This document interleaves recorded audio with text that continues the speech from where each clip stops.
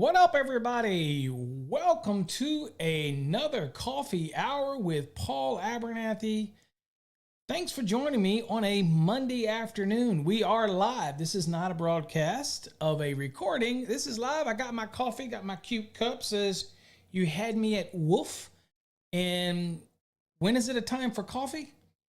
Anytime is a time for coffee. So welcome to tonight's coffee hour. Again, my name is Paul Abernathy, and thanks for joining me.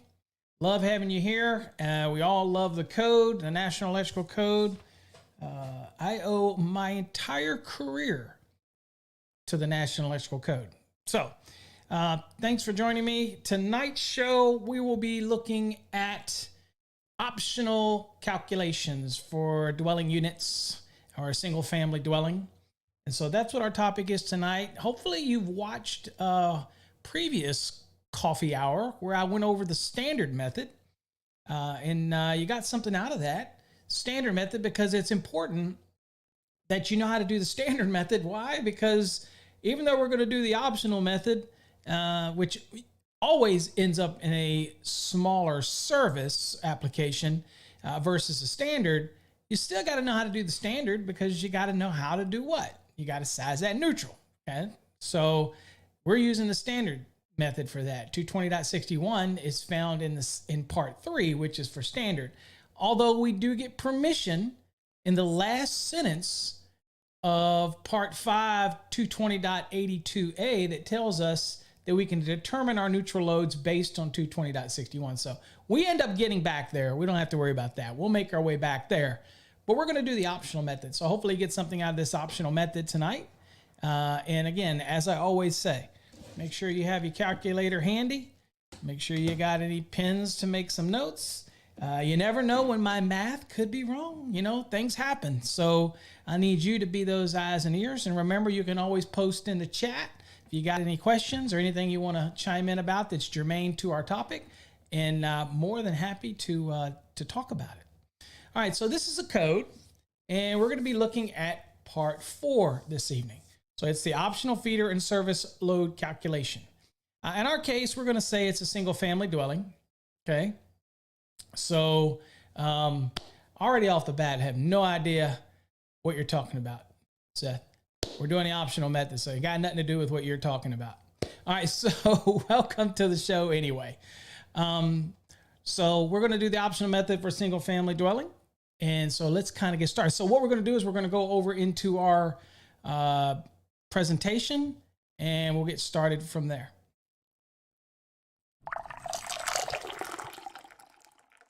All right, so in our presentation, we have some givens that we want to talk about, and these are going to be consistent with what we did when we did the standard method for this dwelling. So same dwelling, not going to reinvent the wheel here, but we're going to now do it using the optional method.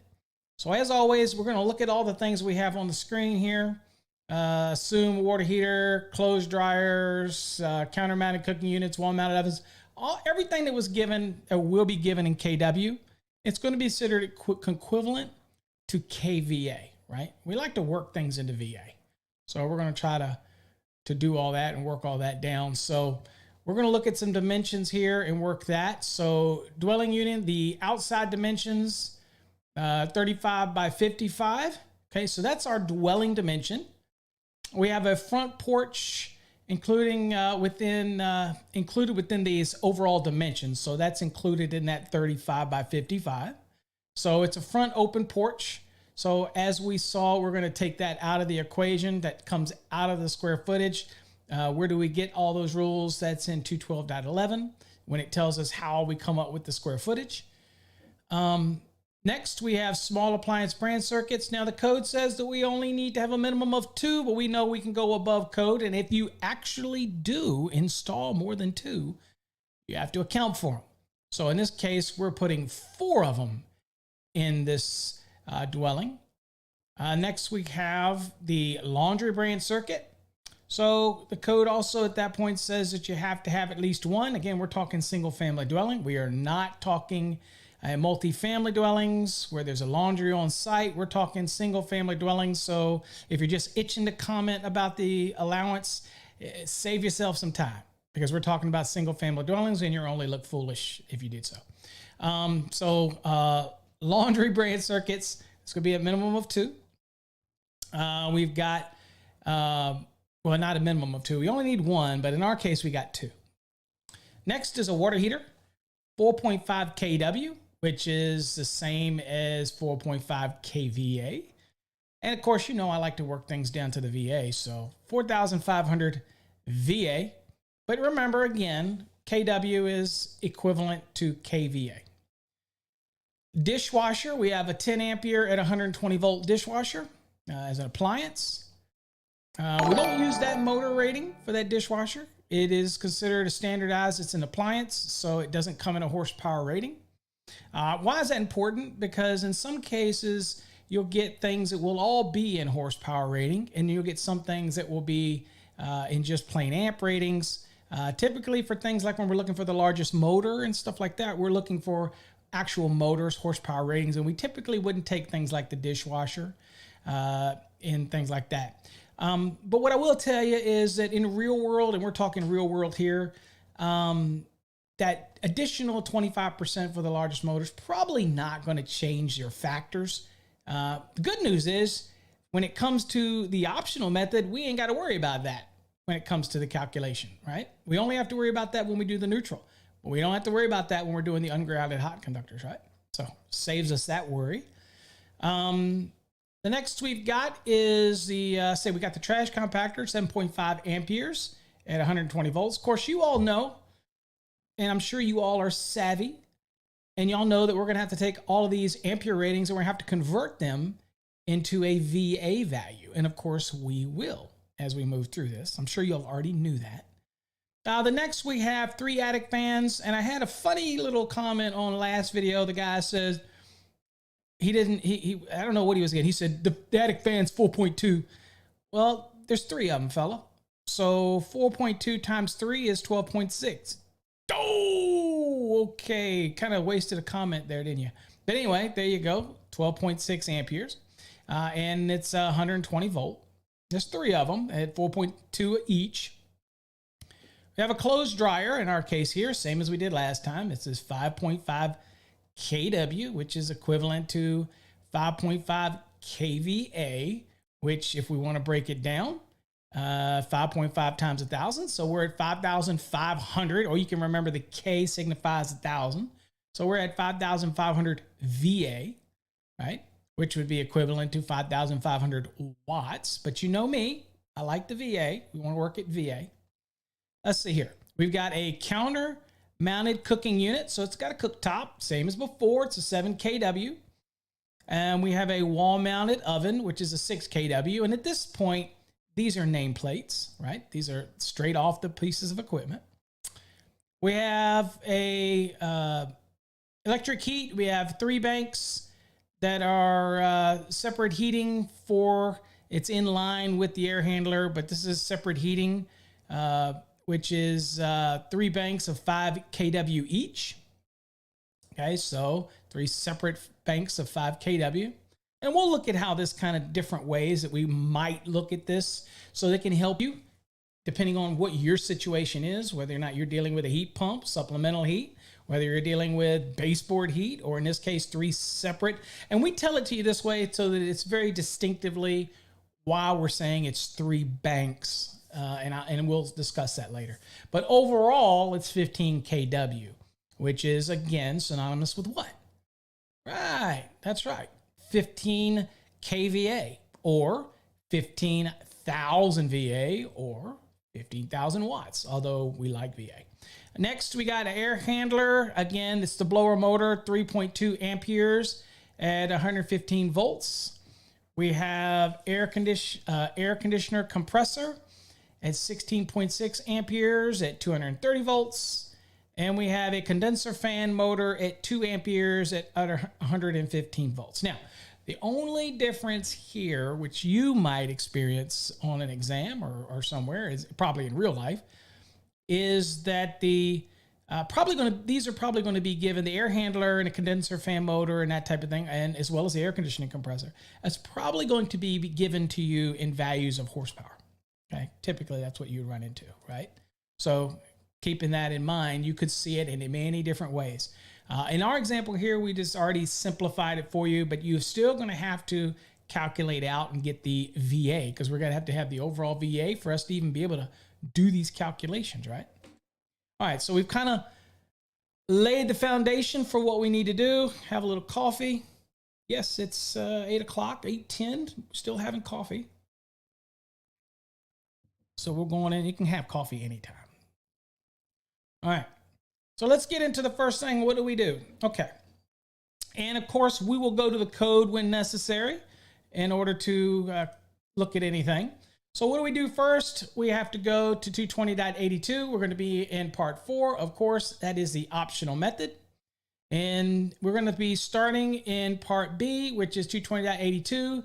We'll be talking about the general lighting. Of course, part A gives us directions, but part B is where we're going to be kicking it off in order to do get all of our values and start collecting everything in order to keep this within the coffee hour. I don't know if I guess I can. I should be able to do this in an hour. All right, so we're also going to do the exact same thing. It's still going to be giving us 3 VA per square foot, which is the same as you had with the standard method. We're going to use the outside dimensions no differently than we did the standard method. See, we're starting off, it's just as easy. Right?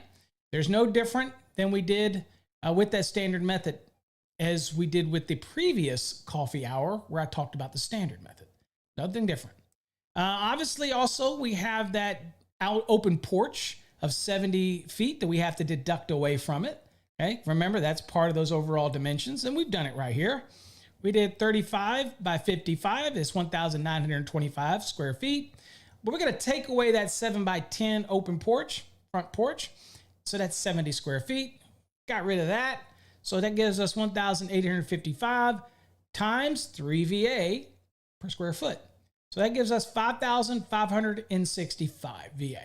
Okay. So you're going to want to write that down. Just kind of keep that right there. Or if you got a great memory, you can remember it. If you don't have a great memory, you're getting old like me, then it pays to write this stuff down. All right. So that's our first one. Now we're going to go on to the next. All right, so let's see here. We knocked these out right here. So we're going to move on now to the small appliance branch circuit values. So the small appliance branch circuits must be included when calculating a dwelling unit per 220.52a. Each small appliance branch circuit is calculated no less than 1,500 VA. Now, we have to have at least 2. That's 210.11c1. Our dwelling just happens to have 4. So we're going to account for all 4.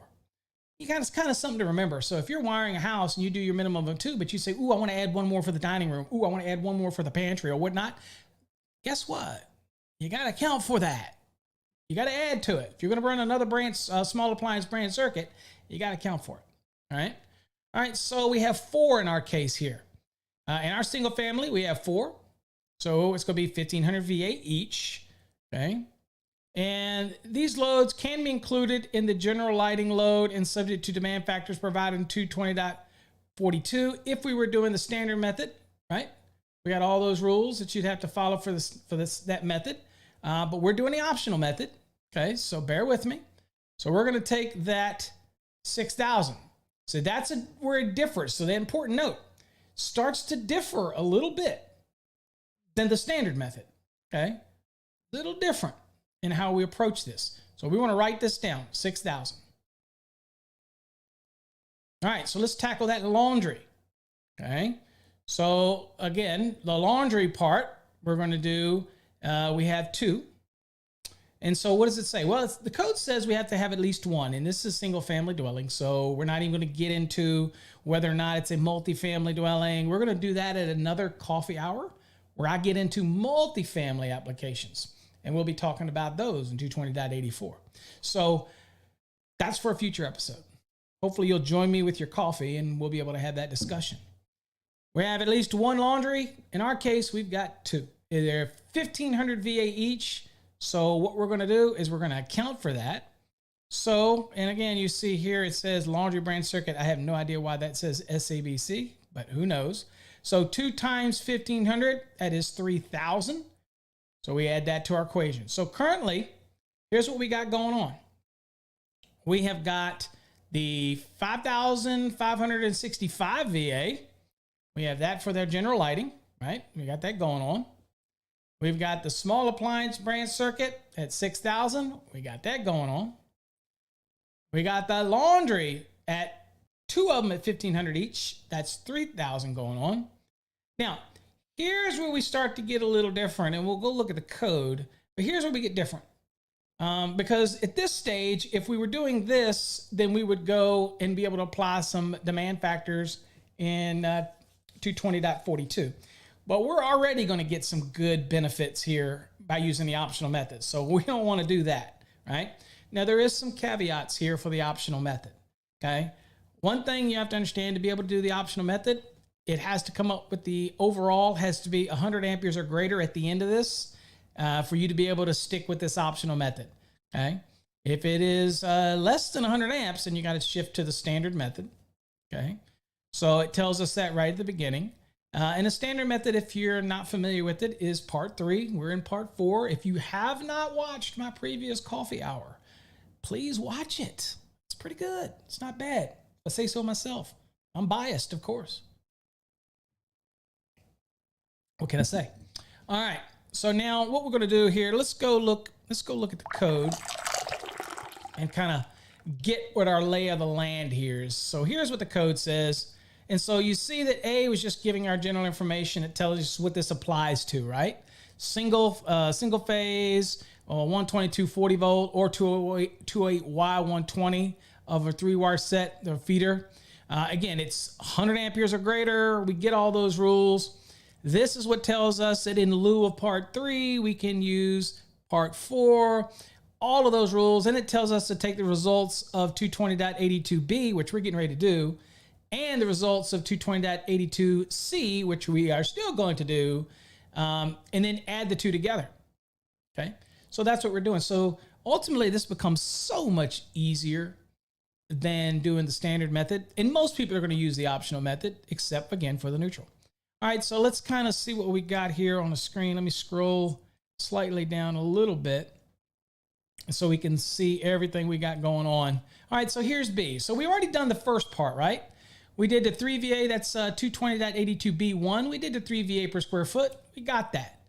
Notice it, again, it says all the same rules about the open porches and things like that. So we've already taken care of that with that 70 square feet. We're done with that.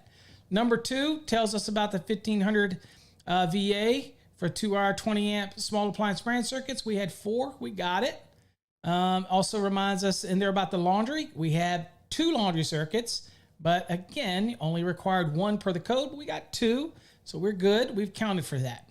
Okay, so 220.82b, 1 and 2, we're done, believe it or not. And we wrote those numbers down. Let's move on now to the next. Let's go to start looking at the appliances. All right, so let me shift us back. All right, let me get back where I gotta be.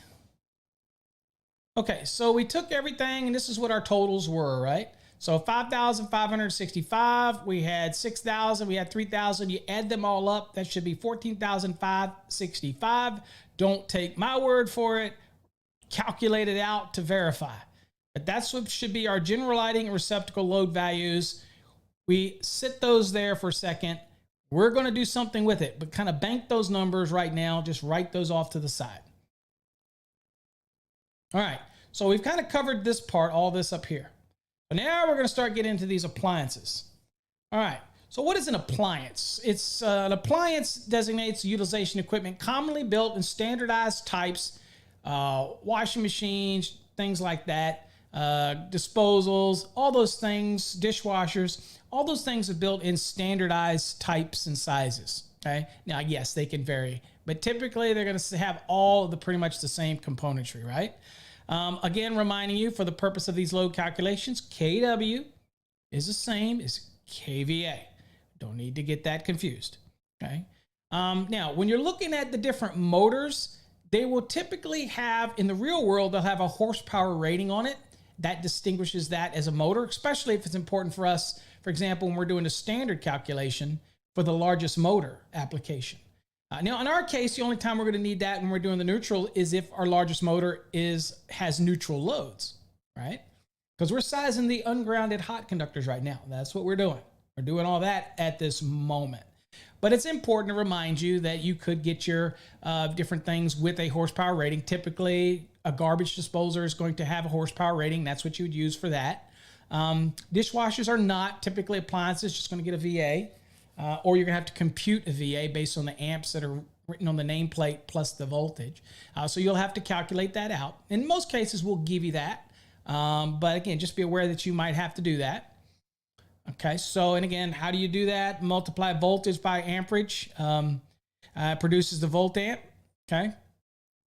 So that's just how you would do it in a normal, if you did like normal electrical math in order to come up with your VA value. All right, now, one huge difference between the standard method and the optional method is this when it comes to appliances. Are you ready? You do not get to do the 4 or more where you get to apply the 75%. Now, there's a reason for that. You're going to get one huge demand allowance here in the optional method. Huge. So you don't need that 75% demand factor for 4 or more appliances. So you're going to take the nameplate rating of all of your appliances. Now, the interesting thing here is we'll look at the code in a second, but you're going to add all these appliances. Ultimately, you're going to take the nameplate ratings again also of the cooking equipment, all of that. You just take it all. You'll see. Simple. This one's easy, right? That's why typically you don't see the optional method on exams because it is pretty easy. And on the exam, they want to at least make sure you know how to do all these little pieces in part 3, right? So that's probably why they do it. But in the real world, you're going to probably use optional method probably 99.9% of the time. Okay. All right. So you don't get that, but you have to account for all the appliances and their nameplates. But have no fear. We're gonna get some demands here. So don't worry. All right. So here's all of our appliances that we're looking at right now on the screen. And again, we just carried these over. And so what we're looking at. And so what we've got is water heater.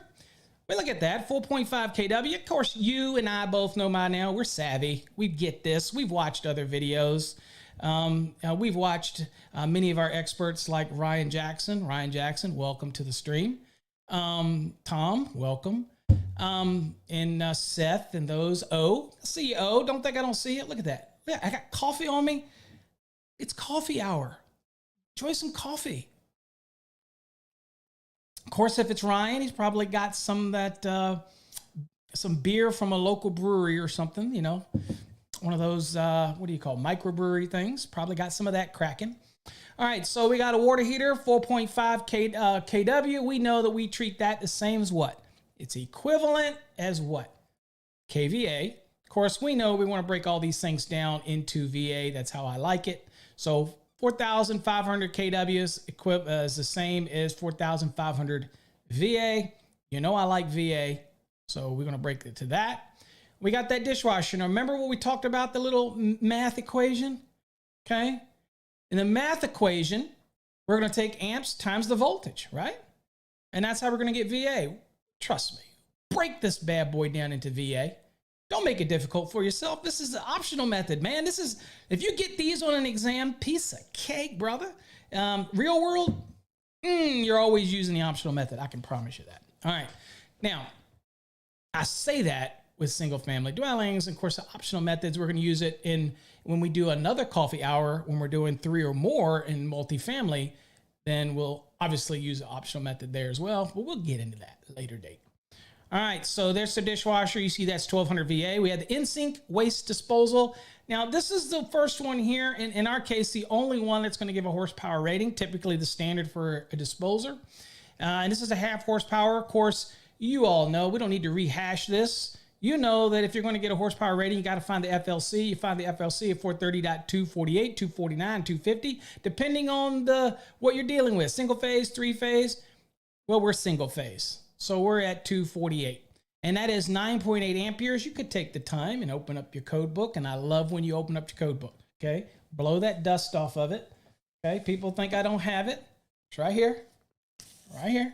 I blew the dust off of it. Got my stickers all over it. Okay. Holla at me, you want some stickers. All right. Now, so we've got that value. So we do 9.8 amps times 115 volts. And here's the thing.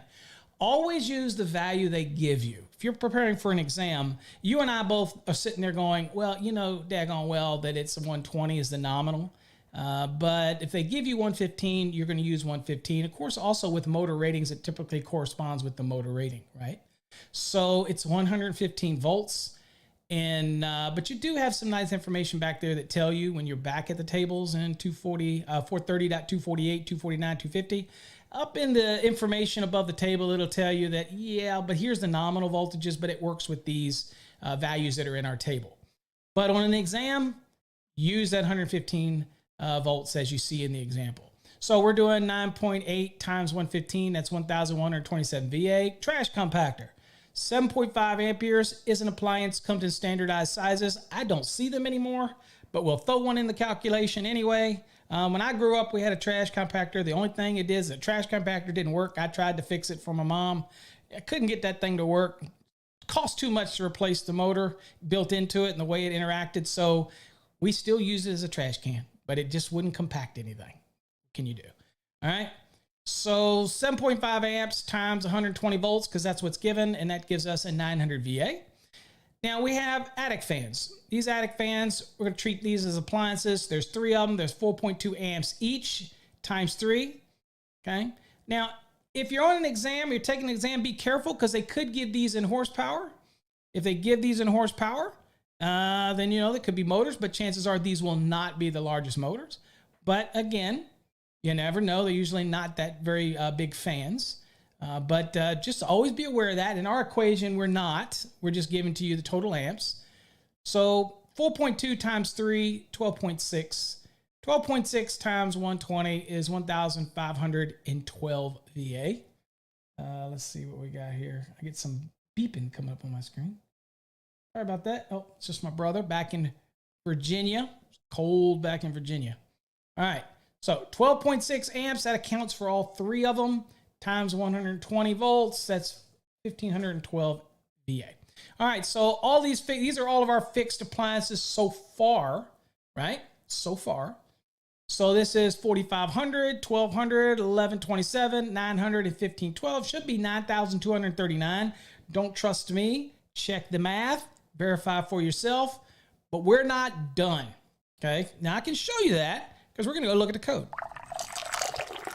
Don't you love that coffee exchange there where we go back and forth? So notice that it says item number 3. We did all the appliances are fastened in place, but we're not done. We got B. We got to do the ranges, wall-mounted ovens, counter-mounted cooking units. After that, we see we got clothes dryers, okay? And those that are not connected to the laundry branch circuit. So we're talking the 30 amp ones, which are typically not connected to the laundry branch circuit. And of course, we have water heaters. We got a water heater. Right? Now, we already counted the water heater in our appliance, so we ain't got to do it again. But again, it's important to note that water heater is separate on here, right? But we already did it. Might as well lump them together while we were at it. Okay, let's go back. All right, so here we are, and let's go on and get to the next screen, and let's start working on, oops, hit the wrong button, folks. Sorry about that. And let's start working on these other things. So let's tackle. So we're going to carry over that 9,239. I believe that was right. Yes. And we're going to carry that over because now we're going to add the other items and we're going to add the dryer. Now the clothes dryer is not a requirement. That's another thing I hear from people all the time. You got to add one. Now, and if you're doing an exam and they don't give you a clothes dryer, then don't assume a clothes dryer. Don't add it into something. Don't start overthinking it. That's the problem. People go down this spiral, this loop, and they start thinking, well, I've got a clothes dryer. Well, I got one. I better go on and equate to it. Then you start thinking about the standard method, and you start thinking, well, wait a minute. It's got to be 5,000 or the nameplate, whichever is greater. But we're not doing the standard method here. We're doing the optional method. You take the nameplate, right?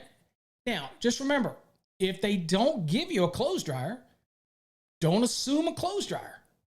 We've got a clothes dryer in our calculation, so we've got to account for it. So here it's 5.5 kW. We know that that K stands 1,000. You could go 5.5 times 1,000, but we all know by now the K, remember 1,000. So it's 5,500 watts, or it's equivalent to VA, and that's what I like. So we'll use the VA. So the clothes dryer gets 5,500. It's a nameplate. That's the contribution that we're adding. Now, while we're at it, I'll remind you that we're going to be doing, when we're doing the standard method for the neutral, you're going to take the values, which is obviously this is even under the standard, this is higher than 5,000. We're going to be taking 70% of that value, but we're not doing the neutral yet. Because remember, the optional method said we get to go back and use 220.61, and that's the way we're going to do it. 220.61 is underneath part 3, right? So we got to get back there, but we're not there yet. This is just a reminder that it's going to be 70% of that value, okay?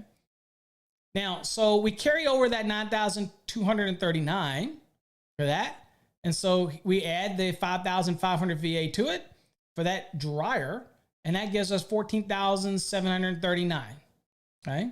All right, just jot that down. We're going to keep on getting it, all right? So we're at that 14,739.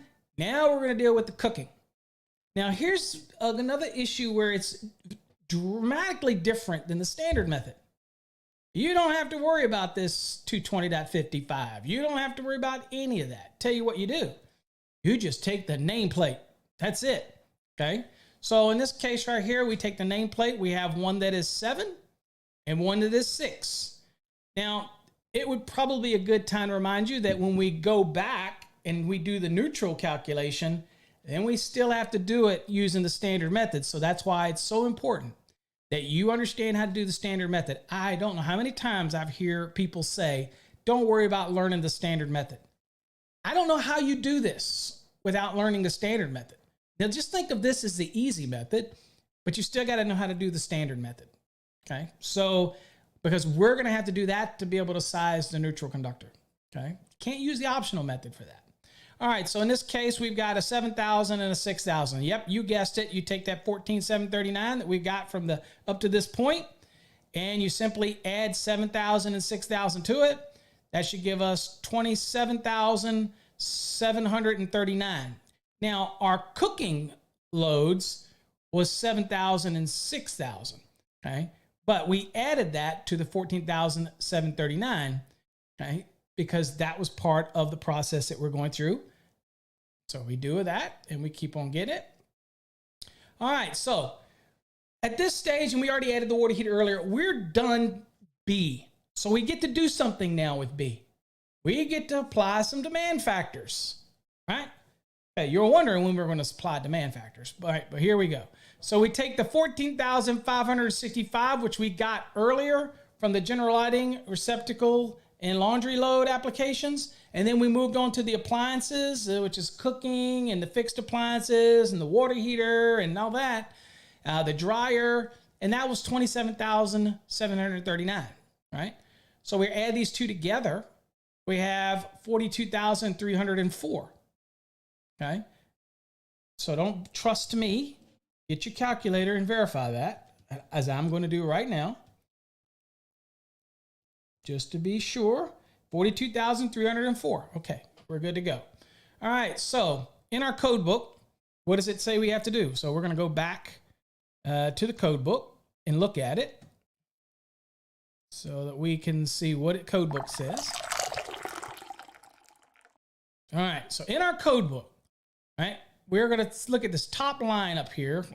It helps if I'm actually, mouse is on here. Okay, so here's what it's telling us. Right here.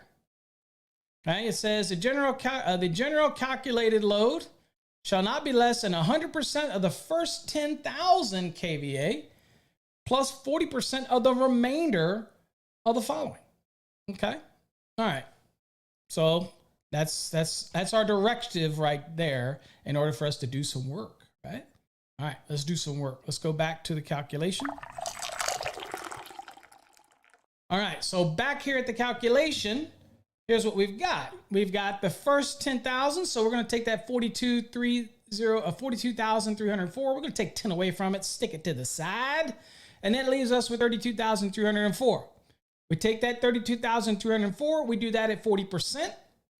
And you know, as I do, anytime you see something like 40%, we always want to convert that down into the decimal point, start from the right side at 0, move 2 places to the left, convert it from percentage to decimal points, makes it so much easier. But of course, if you got a nifty dandy calculator that does it either way, it doesn't really matter. But I'm just telling you. So 32,304 times 40%, or 0.40, is 12,921.6. All right, that 0.6, we're going to round it to 12,922. Then guess what? Remember that 10,000 we set aside? Well, when I tell you to take that at 100%, that means we got to take that 10. So we got to add it back. So we're going to add that back. So take that 12,922, add that 10 back to it. What do you get? 22,922 VA. Guess what? B's done. Ended. You write that number down, and that's your B. Remember what we said earlier? You're going to take the B and the C, you add them together. We have done B. We get to move into C. Okay? All right. Let's see here. Let's see. Willie, I'm going to boot you, bro. All right. So this would most certainly be applicable to an individual dwelling unit. You got the option to do standard or optional method to an individual dwelling unit as well, as long as it is, again, falls under this for the optional method. All right, so let's go on and see where I was actually going to go. Let's go back to the code. I can get this back to the code. All right, so we're back at the code. So now another thing before we go on, we'll remind you, you do have an item 4 here. The item 4 says the nameplate ampere or kVA rating of all permanently connected motors not included in item 3. So if you have any additional motors, right, and you need to be aware of this, especially if they're giving you an exam and they give you all these things that appear to be listed here under 3, okay? I'm just teasing you, Willie. And so at the end of the day, if you look for if you see another motor, then you guess what? We do have to count for it. It's not like you got to leave it hanging somewhere. I mean, you got to count for it. So that's what 4 is. And I like to think of 4 as that catch-all, right? It catches all those motors that are not covered, right? Or all those nameplates that are not covered. It covers things that are not captured in item 3, right? All right, so hold on here. I was teasing you, Willie, but I do have to ban this Russian dude. I don't know where they keep coming from. All right, so just as a reminder for that. Okay, so let's scroll down a little bit more. And let's now concentrate on 220.82c. I have 6 things here that I have to account for, all right?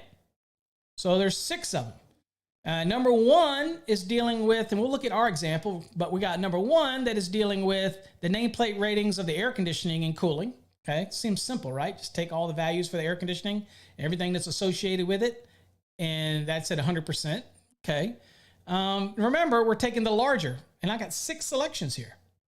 We don't know yet what our dwelling has. Well, we kind of do, but we haven't looked at it as far as individually yet.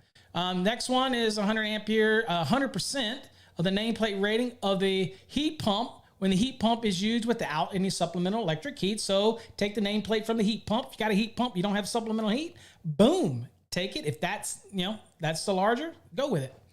The third one is 100% of the nameplate rating of the heat pump compressor and 65% of the supplemental electric heat for a central electric space heating system, if that's what you have. So if that's the case, then you would take the actual nameplate rating of the heat pump compressor, and then you take the supplemental heat at 65%. Now, important thing at the end is if the heat pump compressor is prevented or interlocked in a way that it will not operate at the same time as the supplemental heat, then I guess what? I can just take the supplemental heat application at 65%, okay? So I can do that.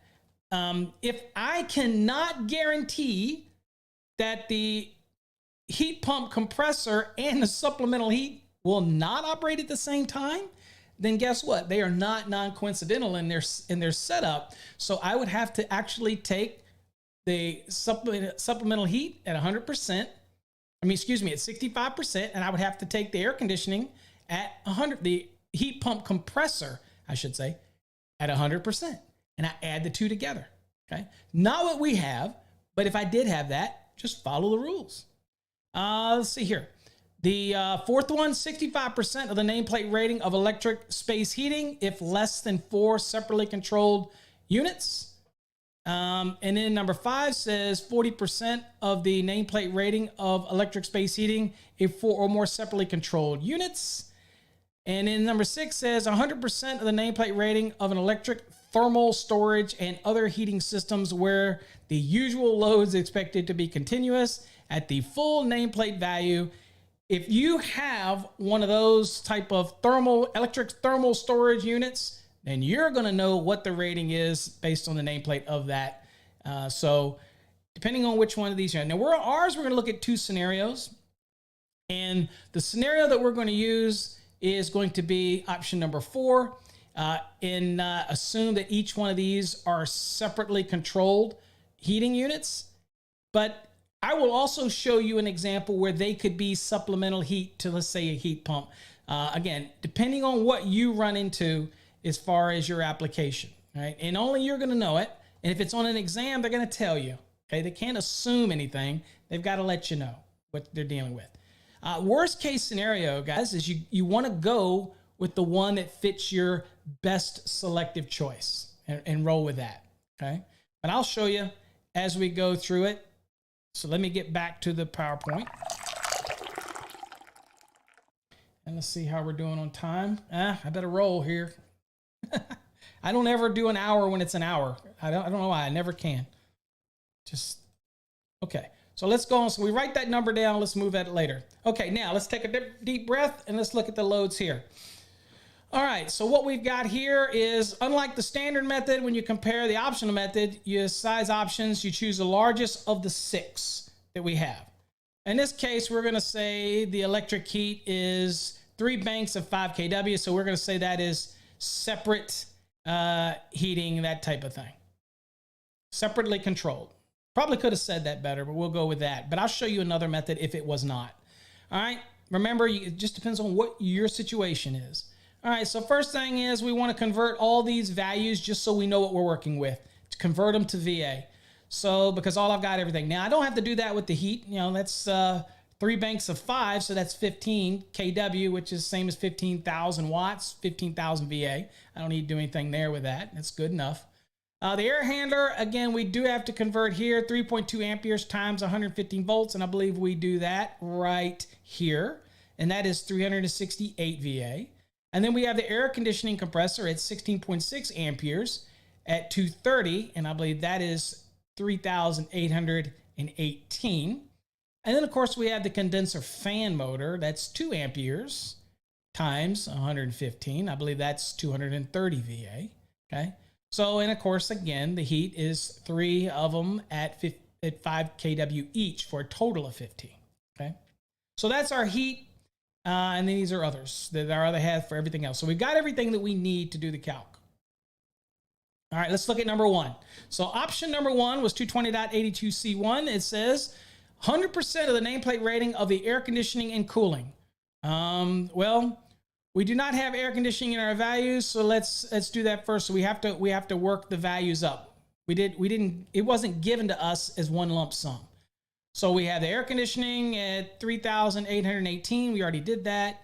Then we add to that the condenser fan at 230. And then, of course, that air handler, which contributes to blowing that air, is 368 for a total of 4,416 VA. Okay, that's 100% of the air conditioning. So you're going to write that down because remember, that's C1. If that happens to be the larger, that's what we're going to use. So it's easier to write it down to remember it because that one is at 100%. And we already know that the other ones, we're only going to really apply one, and I'll give you an example of a second one if we applied it that way. But generally, just write that down so you know what your AC load is. I think you already know that the heat at 15 kW is going to be greater anyway, so no matter how we slice it, that's going to be the larger, but it doesn't hurt to write it down.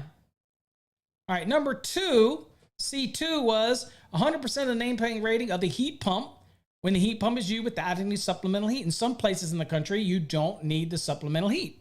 You just use the heat pump. If that's the case, you take the nameplate rating of the heat pump, and that's what you're going to use as your as C in this contribution. The next one is C3, and that is 100% of the nameplate rating of the heat pump compressor and 65% of the supplemental electric heat for a central electric space heating system. Again, we told you that if the heat pump compressor is prevented from operating at the same time as the supplemental heat, it does not need to be added to the supplemental heat for the total central space heating load. So basically, you just take the heat load at 65%. Okay. But in our case, we're not dealing with the heat pump. We didn't say it was a heat pump. But in case you're dealing with a heat pump that has supplemental heat, so you know how to do it. Okay. C4. That option said, the NEC says 65% of the nameplate rating of electric space heating if less than 4 separately controlled units. So we're going to assume these are separately controlled because, again, that's basically what I'm going to go with. And this is a pre-done example. So on your exam or in the real world, you're going to have clarity whether or not these are, for example, baseboard heat is separately controlled or whatnot. In our case, we're going to assume that these are 3 separate banks. But I told you I'm going to also do it as an example where it would be supplemental heat. All right, so in this case, it's 65%, so it's 15,000. I don't know what this plus or minus, whatever this is. So it's 15,000 times 65%, convert to a decimal 0.65. It pays to check your slides, folks. I'm just saying. It's late at night. I'm sleepy. So I got the coffee. So that's 9,750 VA. So far, it looks like that's a winner. So I can get rid of what I remembered for the AC because, again, it looks like I got a winner here. I don't know what this is right here. All right. So the next one was C5. Now, this one is if we had 4 or more separately controlled units for electric space heating, which we did not have. We have 3. So we're not going to use C5. But if we did, then you could take those at 40% of their nameplate rating and compare that to all the other options that are available. And typically, the only other options you're going to be comparing this to at that point would be the AC. This would be your heat, so that's what you'd be comparing it to. All right. Another thing that's different from this versus a standard is it's funny that in the standard, you know, if the heat versus AC in the 2020 code, if the heat actually, or if the AC was larger than the heat, okay, then you would already be taking that air conditioning unit at 125%, and that might be your largest motor.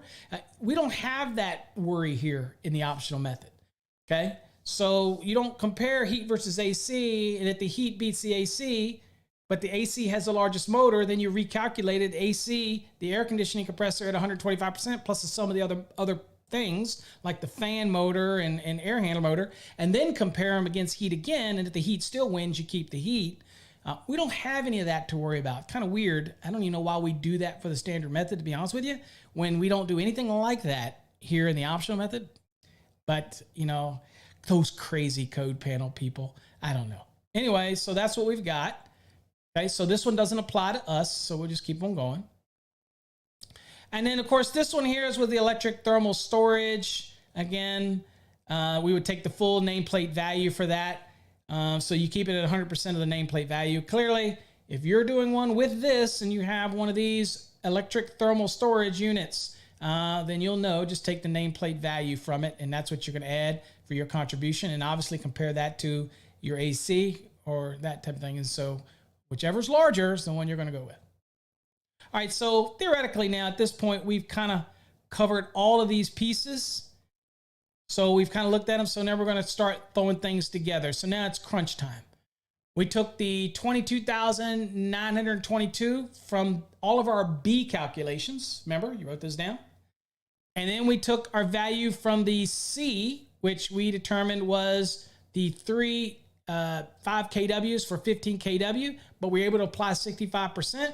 So that was 9,750 in our example. Remember, in yours, it may be different depending on what type of heat you're dealing with. In ours, we went with that, and it's 9,750. So 22,922 VA. plus the 9,750 is 32,672. Divide that by 240. That gives us 136.13 amperes. We dropped the 1.3 based on 220.5B. So we just have 136 amps. Okay. All right. Now let's give you a what if. I like to do what ifs. Here's a what if scenario, right? Here's a what if. The what if is you're saying to yourself, you know what, Paul, I think that is a heat pump, and I think that it does have supplemental heat. Okay. I'm game. So if we do that, here's what we're doing. We're looking at 100% of the nameplate rating of the heat pump compressor and 65% of the supplemental electric heat for the central electric space heating system. Again, so in this case, so we argue it would be 15,000 times 65% equals 9,750. If we assume the heat pump compressor and the supplemental are interlocked and can't be on at the same time. If we cannot guarantee that, then again, it would be the value from the air conditioning compressor, okay? Or in this case, we'll say it was because we're just using a hypothetical here. If it was the heat pump compressor, I'm just throwing a hypothetical for you. And if that was the value, then we would take that, 100% of that, plus the actual value from the 65% of the heat, okay? Now, of course, I just did this real quickly, but it would be the heat pump value that's posted on the actual nameplate of the heat pump at 100%, right? Nameplate, right? But kind of give you an idea how that would equate. So we're assuming that the heat pump nameplate, again, making some assumptions here, says 3,818 VA or whatever the calculation come out to. Then it would be 13,568. Well, the big difference here, right? Let's kind of show you how this can make a difference. So this is what we had when we did it our way. We used the 5 kW heat strips and separately controlled, and we did it that way. That gave us 136 amperes, okay? So this hypothetical gives us 13,568. If we were to do that using that, it would be 22,922 plus 13,807, right? And actually, that's not correct. Hold on. Bear with me. I guess, let me see how do I, oops, wait a minute. I'm going to fix this bad boy on the fly. Hold on. I'm not sure. There we go. Hold on, folks. I'm going to fix this thing on the fly because obviously it is not correct. Hold on. Hold on. I like doing it on the fly, but how come I can't see my mouse? Hold on here. Let me do this. 568. Let's add the math. 22,922 plus 13,568 equals 36,490. So let's go on and do this on the fly. I don't know if y'all can still see that, but bear with me. Okay. So that would be that. So 36,490. Not going to change much. Divided by 240. Hold on. Bear with me. Is 152.04. Nope. Not changing anything in our math, but I like to get it right. This is an older slide. So there we go. So let's save that and let's go right here and let's bring us back to where we need to be. There we go. All right. There we go. Look at that. Boom, bada bing, bada bang. Okay. So we had this. So let's always check our math. So 22,922 plus 13,568. If that's what we had, that's 36,490. And let's verify 13,568 real quick because I might have done all that for nothing. Yeah, no, 13,568. So that's what we got. All right. I think you get the point. Anyway, so here we're at 36. So we take that divided by 240, 152.04. We get to drop the 0.04 again because of the rules in 220.5B. So we drop, and I don't know why that says 0.3, obviously because I changed it, right? And so anyway, the big difference, the big takeaway here, right, is if you go look at the code, and we will, the big takeaway here is if we go to, let's see here, let me jump back up real quick, and we go to 240.6a. Let's do it together. Right here. If we go here, then again, so it was 152, right? So it's over 150, so we would terminate, we could put it on a 175 amp rated device. So that's big difference from our 136 based on the heat that we used to 3 units, because that one was 136, so we would put that on a 150. So that's a difference. That can make a difference. So you got to be careful which one you select, because that's the difference between me being on a 150 amp breaker versus a 175, right? Okay. Just kind of to show you how that could take place. All right, back to the PowerPoint. Okay. So that was our hypothetical, you know, if we ran that, but we're going to go with ours. So we did what we did earlier. It was 136. So we went to 240.6a, and you can see here it doesn't correspond. So we went with the 150. So now that is our service rating. Okay. Our service rating based on the overcurrent device is going to be a 150 amp rated device, right?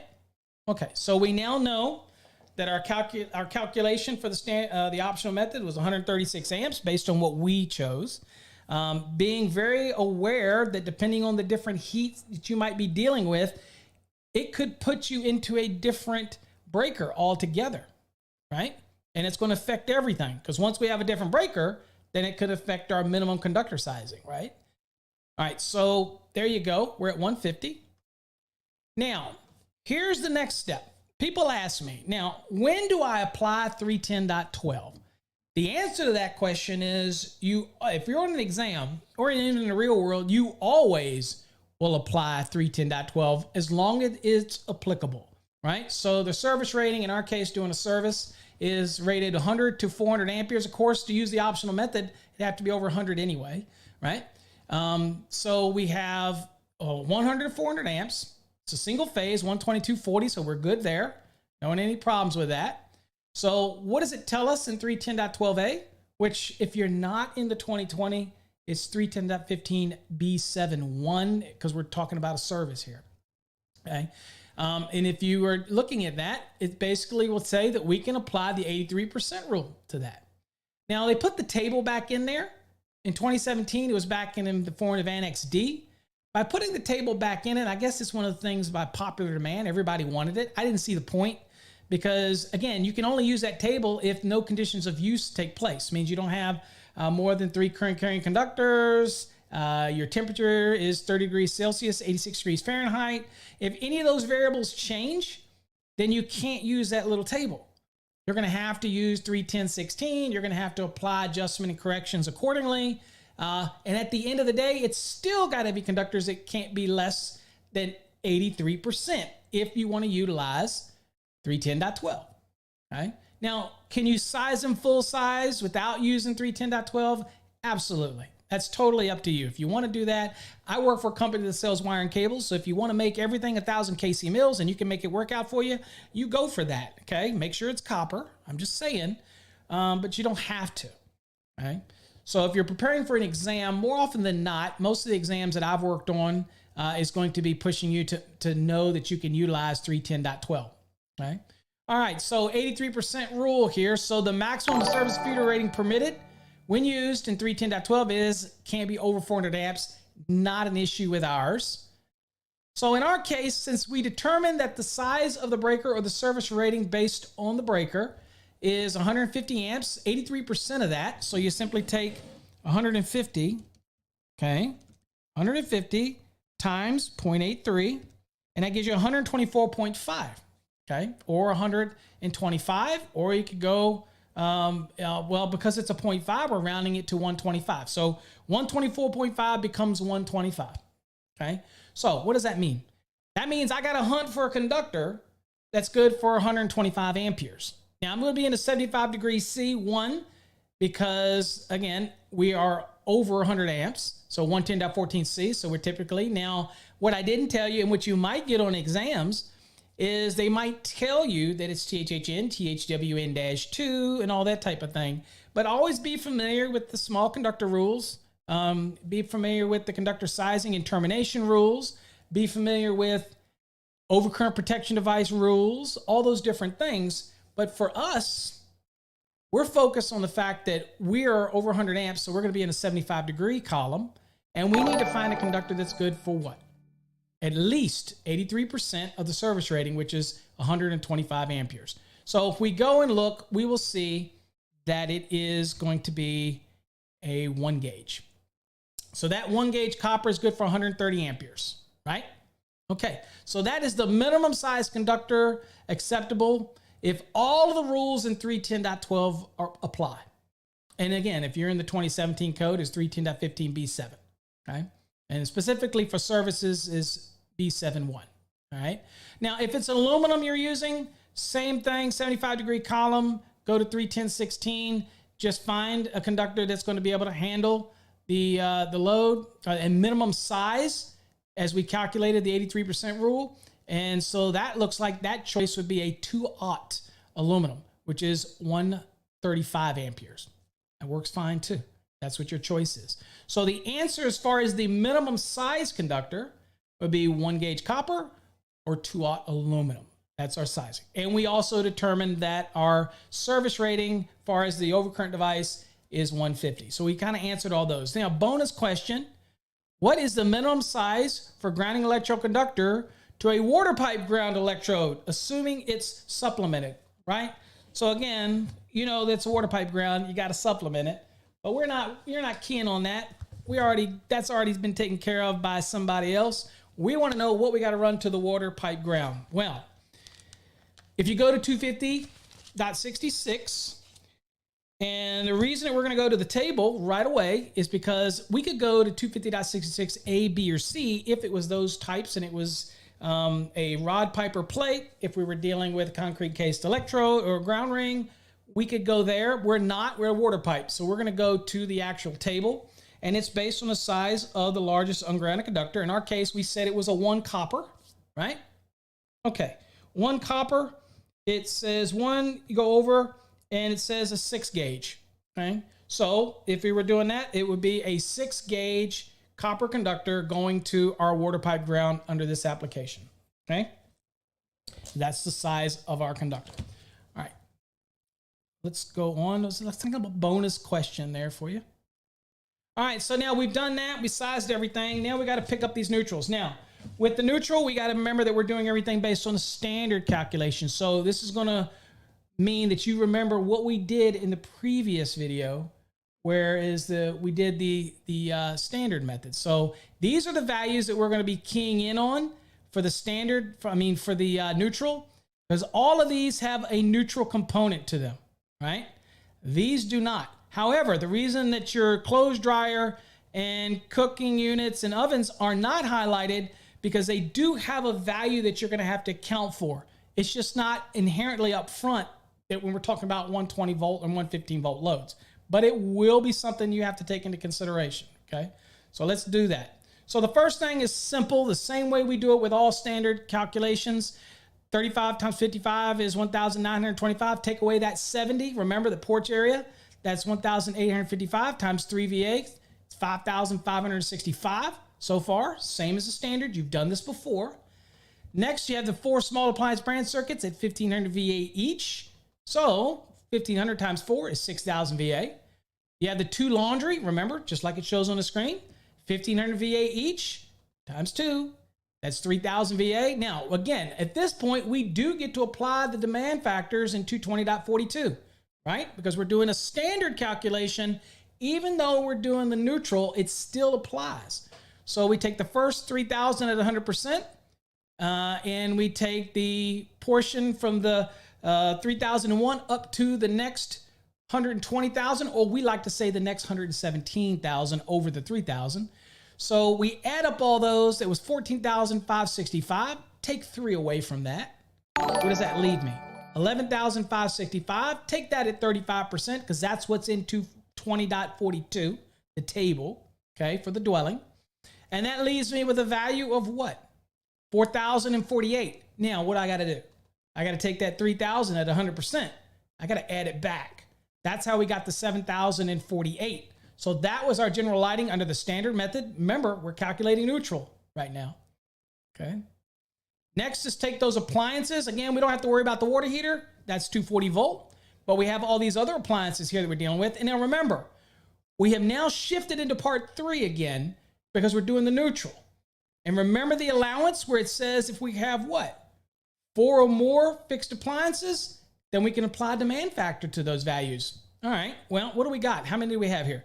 So we had the dishwasher, we had the disposal, we had the trash compactor, and we had the 3 fan motors, 3 of them, right? So how many do we have overall? How many appliances? We got 1, 2, 3, 4, 5, 6 overall. So we're going to add all these values up. Remember, 10 amps times 120 is 1200 VA. The half horsepower, if you go look it up, 430.248, that was 9.8 amps. Take that times 115 volts is what? 1127. Write that down. Trash compactor, 7.5 amps times 120. It's 900 VA. Write that down. Then you have the, let's see, what do we got? The 12.6 amps, which accumulates all 3 of those attic motors. We just wrap them all together. And we do that at 120 volts because that's what they are. And that is 1,516 VA. So we're adding them all up. Don't trust me. Do the math. So that is let's see here. So that's 1,200 plus 1127 plus 900 plus 1512 equals 4,739. That's what I've got. Now, how many do we have? We have 6. So we have 4 or more, so we can apply 75%. So 220.53 says, so we'll take that 4,739, multiply that by 75%, or 0.75 if you convert it to a decimal. So let's do that, divided by, multiplied by 0.75. So 4,739 times 0.75 gives me 3,554.25. Drop the 0.25, so that gives me 3,554. Write that down. Next, we're going to deal with these clothes dryers, counter-mounted cooking units, and wall-mounted ovens. Now, since we're back over in the standard method, remember what we said? 5,000 or the nameplate, whichever's greater. Well, our dryer is 5.5. So we're going to take the 5.5.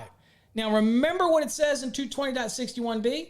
We're getting to take an additional deduction here.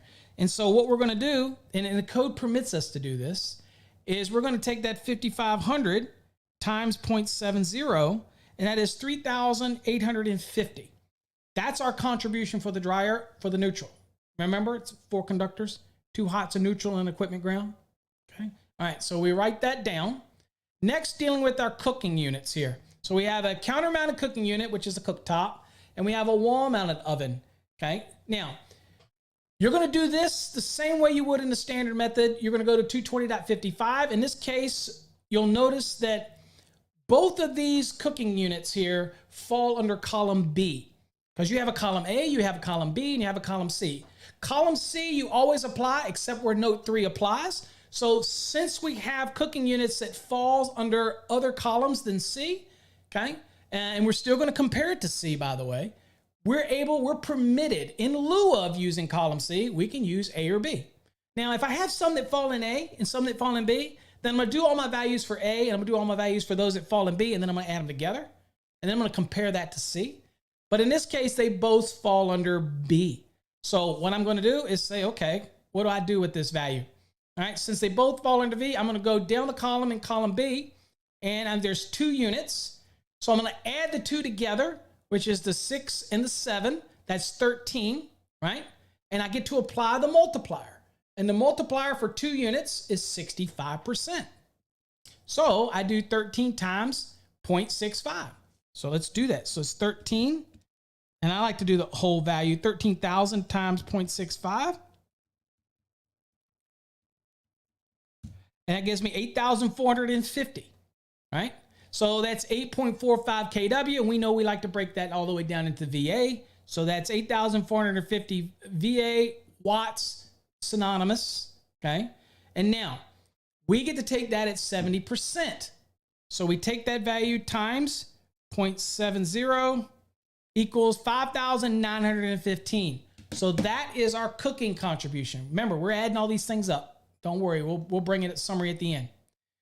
So next, we're going to be looking at the other loads that we're dealing with. And of course, the heating, we didn't have any that were 120 or 115.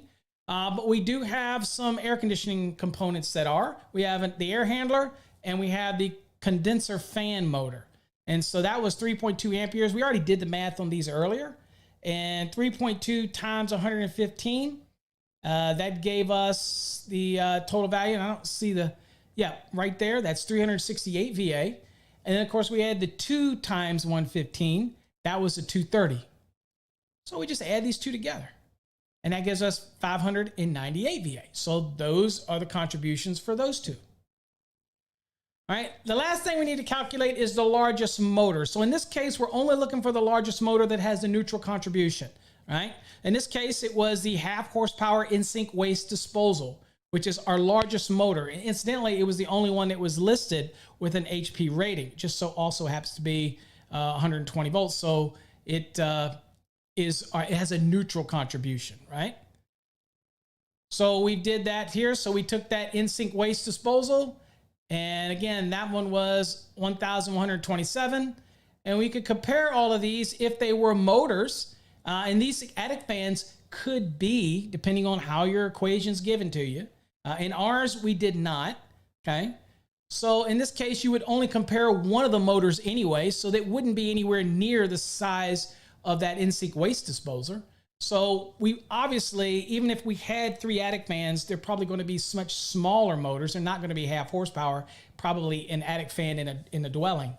So ultimately, we're going to be back at the in-sink waste disposal. And so again, we knew that was 9.8 amps times 115 volts. That's 1,127 VA. Okay, that also is the largest motor, and that yields the highest value for VA. And we only need one motor. Okay, so that's the one we're going to use.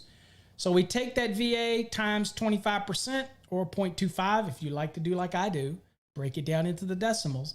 And that gives us 281.72, which is going to be 0.7. We're going to round that up to 282. So we pretty much covered everything that's covered in our neutral. So there's the 7,048. There's the fixed appliance contribution, 3,554. And again, that's when we applied the 75%. Here's the dryer, which was 5,500. We got 3,850. Here's the cooking appliances. It was 8,450 at 70%. It was 5,915. You remember that? I'm going quickly because, again, it's coffee hour, not coffee half day. Air handler motor and the condensing fan, we did those. That was 598. And we did the largest motor, which is 282. So we add all these up, 7,048. 3,554, 3,850, 5,915, 598, and 282 is 21,247. Do not trust me. Do the math yourself. And as I always tell my students in my programs, always do the math. I am a very, what do you say, ADHD or whatever it is. So, I mean, I could get on something and jump off of something and forget the math. So 21,247, so that is correct. All right. And we're going to take that, divide that by 240, and that is 88.52 or 89 amps. Okay, so due to the 0.5, we're going to round that to 89 amps. So in sizing, we do that. We had 89 amps, so we're going to go to 310.16 and find a conductor that is good for 89 amps. Right? In this case, it would be a 3-gauge copper, or if you're dealing in aluminum, it'd be a 2-gauge aluminum. It's good for 89 amps. Okay. One thing to remember is that the grounded conductor cannot be smaller than what is stated in 250.102C1 as demanded by 250.24C. So it at least has to be that size. In our case, more often than not, it's going to be larger than that minimum requirements of 250.102C1 for the grounded conductor. But just be aware of it, that you have to take that into consideration, right? So in our case here, that's going to be the size of our a neutral conductor, okay? All right, so let's take it back to the code. And we got another Russian. It's not like they've invaded the Ukraine yet, but they sure are invading my code time here. So, all right. Anyway, that's what we've got, folks. Those are the basic principles that you would follow. And let's see here. If I remember, it was 89 amps. So let's go real quick to the code just so we can end that up. And let's go to 310/16. And size our conductors again.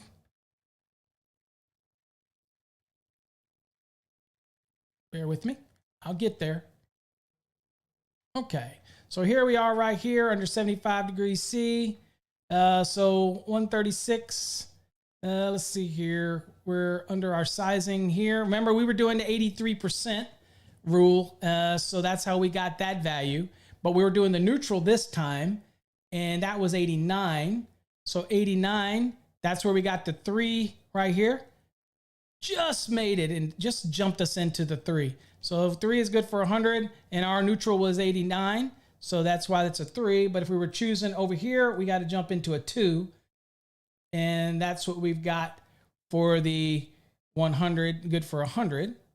Okay, so let's go back and check our presentation again. See if that's what we've got. Yep, there's the 2, and there's the 3 in copper. And that would have been our sizes for our neutral. All right, okay. We verified all that. All right, guys, well, that's just about it. It's just that simple. Just remember, when you're doing an optional, you could have other things thrown your way. Just take your time. Work through each little piece. If you have an additional appliance, if you have an additional thing with a nameplate or an additional something with a motor, and it's not covered in the B portion of 220.82, then guess what? You still have to account for it. So again, if it's a fixed appliance, you're going to account for it initially. But if it's something that would not fall in that list, it's not like you can't just say, well, I'll forget about it. You got to account for it, right? But you get such a demand value relaxation when it comes to the optional method. So it's why most people will use the optional method. It's just much easier for people to apply those rules. So at any rate, that's all we're going to talk about tonight. It was coffee hour. It's a little over. It was a coffee hour in 17, 18 minutes. I did my best. Again, remember, your heating, your options are going to be different than mine in my example. But remember, if you read it, it's not too difficult to apply those. And remember, do B, then do C, then add them together. It's just that simple. All right. Till next time, folks, stay safe. God bless. I hope you've enjoyed this coffee hour. And we will see you on the next coffee hour, where we're probably doing multifamily dwelling calculations at that point. So till next time, folks, stay safe. God bless. And thanks for joining me. You and your staples, Willie.